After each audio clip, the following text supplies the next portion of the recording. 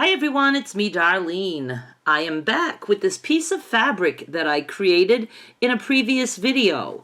If you want to see how I made this, I'll have the link down below and you can watch me weave fabric scraps onto a foundation. It was pretty cool. I told you in that video that I would turn this into a hot pad, and that is what we are about to do. I want to do something raggy just to keep in line with the raw edges on this. But you could try this method that I'm about to experiment with any kind of piece that you have. And it doesn't have to be on a foundation. You could just have a nice quilt block and turn it into a hot pad. I am starting by flipping this over, and I just cut a piece of batting. This happens to be polyester because I had some scraps. And that's okay for a hot pad because your pot is going to go on this side, which is 100% cotton. That's all you want to make sure of. This side's 100% cotton. And I'm just going to the machine, and just to secure it a little bit, I'm going to do a line in the center, down, and then across. I'm just going to try to go between whatever sewn lines I have on this.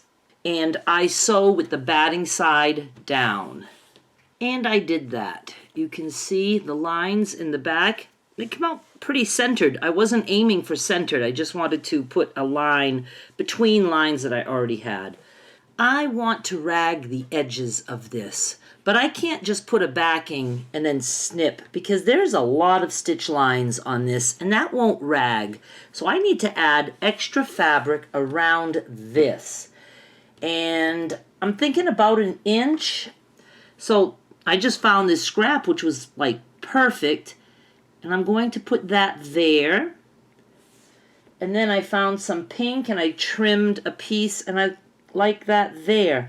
Now I'm going to be top stitching and leaving this raw edge just like we have throughout this piece. But when you're top stitching on an edge, it's a little bit hard to see what you're doing, so I'm going to actually put some glue just to stick that down a little bit. The glue all washes out, so don't worry if you get some excess glue on there.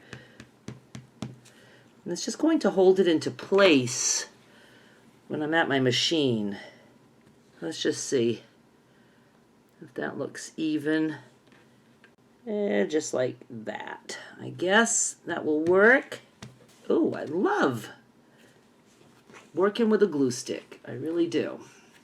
And I'm going to put on this side too. And I will be washing this before this video is done so we can see if it ragged. I actually thought of putting 2 strips on each side, to make it extra raggy, but I'm not going to do that in this video. And I'm going to go ahead and do the other 2 ends also, and then when I go to the machine I can just sew all around. I have a strip like this for this side.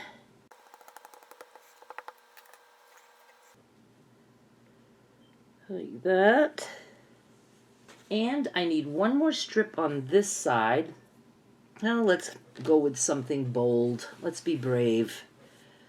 And I'm just cutting this way first. Make that an inch.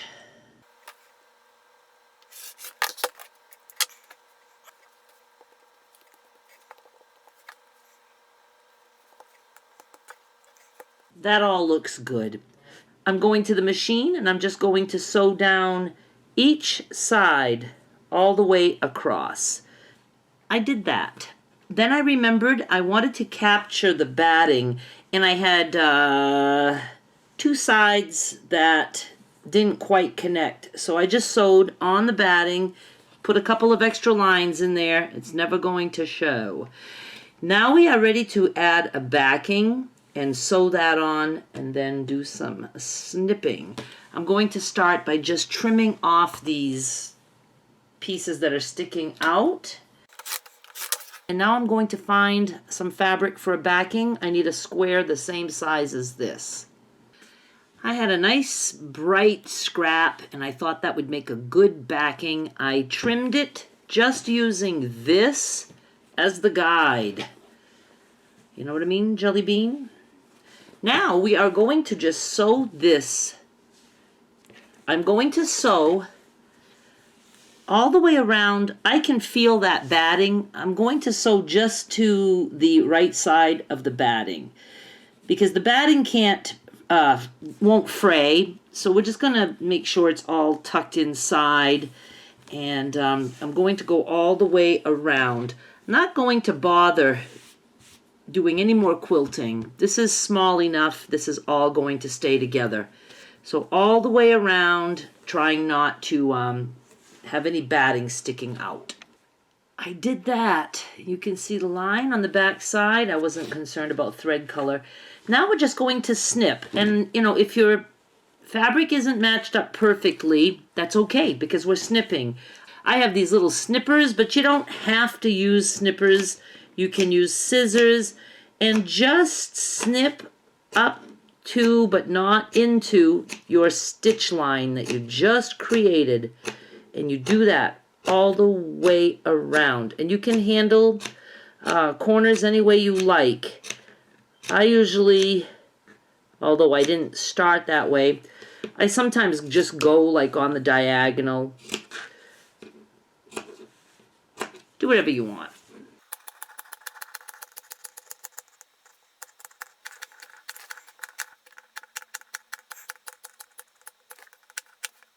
Now these corners had stitching, so they might not rag good. We can always just cut them off.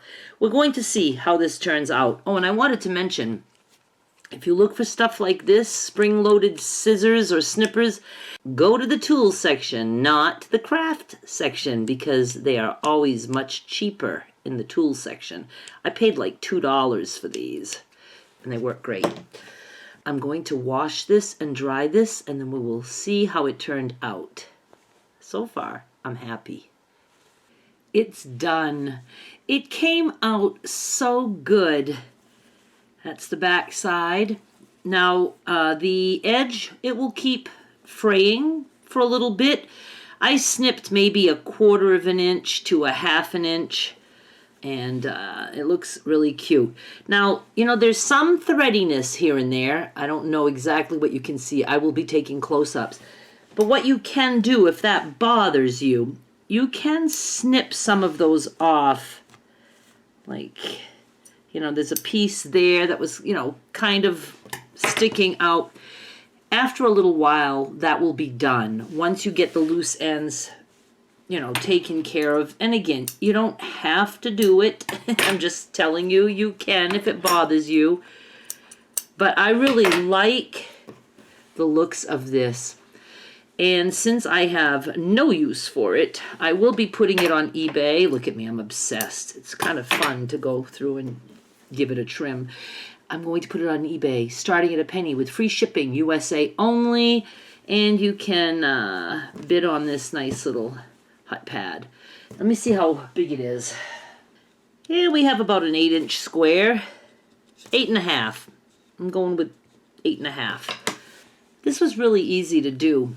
I like the idea of doing a rag hut pad because this could be very easy. It could be just 2 squares of fabric and batting, and you're done. You just want your batting to be in a little bit because you don't want to be snipping the batting. Even cotton batting, it can be funky, and so I just say, you know, make sure your batting is tucked inside. All right, you guys, thank you so much for watching. I hope you enjoyed this. I absolutely love this woven scrap look, and I will be doing more with it soon. I'll be showing you some pictures right now, so stick around and subscribe, and I will be back with more soon. Bye! Oh, eBay link is down below.